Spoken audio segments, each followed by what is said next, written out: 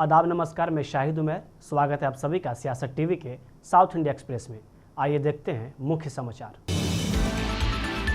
तेलंगाना के मुख्यमंत्री ए रेवंत रेड्डी ने आज कहा कि तेलंगाना थाली की मूर्ति 9 दिसंबर को सचिवालय में रखी जाएगी। प्रतिमा के भूमि पूजन में भाग लेते हुए रेड्डी ने कहा कि दिसंबर महीना तेलंगाना के लोगों के लिए उत्सव का दिन है। पूर्व मुख्यमंत्री और बीआरएस सुप्रीमो के चंद्रशेखर राव पर कटाक्ष करते हुए रेड्डी ने कहा उन्होंने 10 वर्षों में लगभग 22.5 लाख करोड़ रुपए खर्च किए। हालांकि तेलंगाना थल्ली प्रतिमा के लिए 1 करोड़ रुपए भी आवंटित नहीं कर सके। केसीआर ने सोचा कि तेलंगाना उनका है और वह तेलंगाना है। उन्होंने प्रगति भवन के निर्माण और जनता से खुद को दूर रखने के लिए केसीआर की आलोचना की। मुख्यमंत्री ने कहा कि सचिवालय की स्थापना ऐसे निर्णय लेने के लिए की जाती है जिससे राज्य के प्रगति हो सके, लोगों की समृद्धि हो सके और मंत्री जनता के लिए सुलभ हो सके। पिछली सरकार के कोई मंत्री भी जनता के लिए उपलब्ध नहीं थे क्योंकि लोगों को भवन में प्रवेश करने से मना किया गया था। शिक्षा क्षेत्र के प्रति कांग्रेस सरकार की प्रतिबद्धता पर सवाल उठाते हुए बीआरएस नेता और पूर्व मंत्री टी हरीश राव ने आज कहा कि मुख्यमंत्री ए रेवंत रेड्डी के निर्वाचन क्षेत्र कोडंगल में भी शिक्षकों की कमी के कारण स्कूल बंद किए जा रहे हैं। शिक्षक संस्थानों की उपेक्षा पर प्रकाश डालते हुए उन्होंने कहा कि यह वास्तव में शर्म की बात है। हालांकि शिक्षकों की कमी के कारण एक स्कूल को 2 सप्ताह से अधिक समय से बंद है, लेकिन सरकार की ओर से अभी तक कोई कार्रवाई नहीं की गई है। उन्होंने कहा कि यह स्थिति कांग्रेस पार्टी द्वारा अपने घोषणा पत्र में दिए गए आश्वासन के बिल्कुल विपरीत है।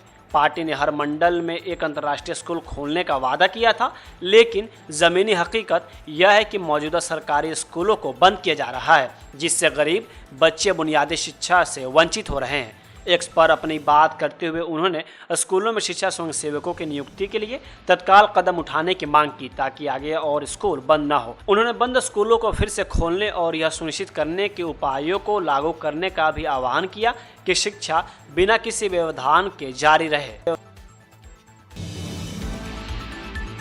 तेलंगाना के मुख्यमंत्री ए रेवंत रेड्डी ने गोशा महल में एक नए उस्मानिया जनरल अस्पताल भवन के निर्माण का आदेश दिया है। नया अस्पताल 32 एकड़ की जगह पर बनाया जाएगा, जिसमें गोशा महल पुलिस स्टेडियम और पुलिस स्पोर्ट्स कॉम्प्लेक्स शामिल है। यह जमीन स्वास्थ्य विभाग को ट्रांसफर की जाएगी। हाल ही में एक समीक्षा बैठक में मुख्यमंत्री रेवंत रेड्डी ने स्पीड योजना के तहत विभिन्न विकास परियोजनाओं पर चर्चा की। इसमें नया उस्मानिया अस्पताल, 15 नए नर्सिंग कॉलेज, 28 नए पैरामेडिकल कॉलेज और जिलों में अन्य संघीय भवन शामिल है। उन्होंने वास्तुकारों को अगले 50 वर्षों की भविष्य की जरूरतों को पूरा करने के लिए नए अस्पताल को डिजाइन करने का निर्देश दिया। योजनाओं में आसान पहुंच वाली सड़कें, शैक्षणिक ब्लॉक, नर्सिंग स्टाफ के लिए छात्रावास और सभी आवश्यक चिकित्सा सेवाएं शामिल होनी चाहिए। वर्तमान उस्मानिया अस्पताल की इमारतों को ऐतिहासिक स्थलों के रूप में संरक्षित किया जाएगा और पर्यटकों को आकर्षित करने के लिए मूसी नदी विकास परियोजना के हिस्से के रूप में पुनर्निर्मित किया जाएगा।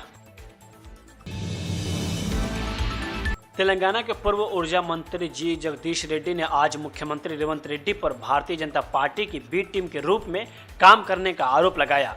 सूर्यपेट विधायक ने आरोप लगाया कि मुख्यमंत्री रेवंत रेड्डी कांग्रेस को भाजपा में विलय करने का इरादा रखते हैं। रेड्डी ने एमएलसी के कविता की जमानत पर दोनों दलों की टिप्पणियों की भी आलोचना की और उनकी टिप्पणियों को निराधार बताया। जगदीश ने कहा, वास्तव में वे सुप्रीम कोर्ट के न्यायाधीशों की आलोचना कर रहे हैं क्योंकि उन्होंने उन्हें गलत साबित कर दिया है। आप शुरू से ही कह रहे हैं कि तेलंगाना में कांग्रेस और भाजपा एक साथ काम कर रहे हैं। वास्तविक शराब घोटाला झूठा है। उन्होंने भाजपा पर हमला करते हुए कहा कि शराब घोटाला तेलंगाना के पूर्व मुख्यमंत्री के चंद्रशेखर राव, आम आदमी पार्टी के सुप्रीमो और दिल्ली के मुख्यमंत्री अरविंद केजरीवाल को कमजोर करने की उनकी साजिश है।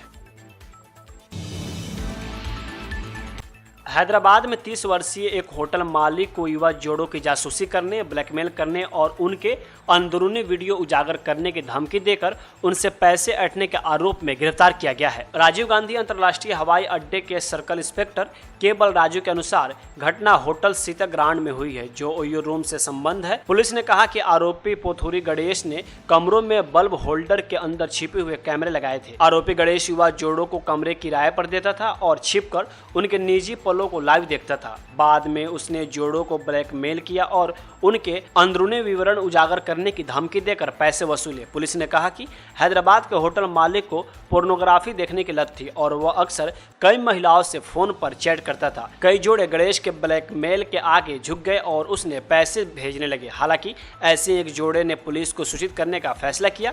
एक तलाशी अभियान के दौरान पुलिस ने छिपे हुए कैमरे और 2 मोबाइल फोन जब्त कर लिए हैं, जिनका आरोपी गणेश ने कथित तौर पर इस्तेमाल किया था। कर्नाटक के गृह मंत्री और दलित समुदाय के प्रमुख नेता जी परमेश्वर को लेकर यह खबर थी कि वह नए मुख्यमंत्री हो सकते हैं, लेकिन अब उनका बयान सामने आया है। उन्होंने आज कहा कि वह कांग्रेस के अनुशासित सिपाही हैं और जब भी पार्टी ने उन्हें मौका दिया उन्होंने ईमानदारी से काम किया। यह बयान उन अटकलों के बीच आया है कि सीएम सिद्धारमैया की बढ़ती कानूनी मुश्किलों की स्थिति में उन्हें मुख्यमंत्री बनाया जा सकता है। परमेश्वर की 23 अगस्त को दिल्ली में राहुल गांधी से मुलाकात के बाद अफवाहों को बल मिला। हालांकि परमेश्वर ने अटकलों का खंडन करते हुए कहा कि मेरे मुख्यमंत्री बनने का सवाल ही नहीं उठता, यह सवाल ही नहीं उठेगा और मैं ऐसे किसी भी सवाल का जवाब नहीं दूंगा। जब उनसे राहुल गांधी से अलग मुलाकात के बारे में पूछा गया तो उन्होंने कहा कि राहुल गांधी ने मुझसे अलग से बात की थी और यह सच है। हालांकि मीडिया विषय वस्तु के बारे में अटकलें नहीं लगा सकता। मैं भी कांग्रेस का अनुशासित सिपाही हूँ। पार्टी ने जब भी मुझे काम करने का मौका दिया मैंने पूरी ईमानदारी से काम किया। राहुल गांधी ने मुझसे पार्टी के मामलों पर बात की है, ऐसी कोई चर्चा नहीं हुई। गुरुवार को सीएम सिद्धारमैया के खिलाफ अभियोजन पर लंबित अदालत के फैसले के बारे में बात करते हुए उन्होंने कहा कि हम उम्मीद करते हैं कि अदालत किसी भी तरह से राज्यपाल के फैसले पर विचार नहीं करेगी, क्योंकि पुष्टि करने के लिए कोई सामग्री नहीं है।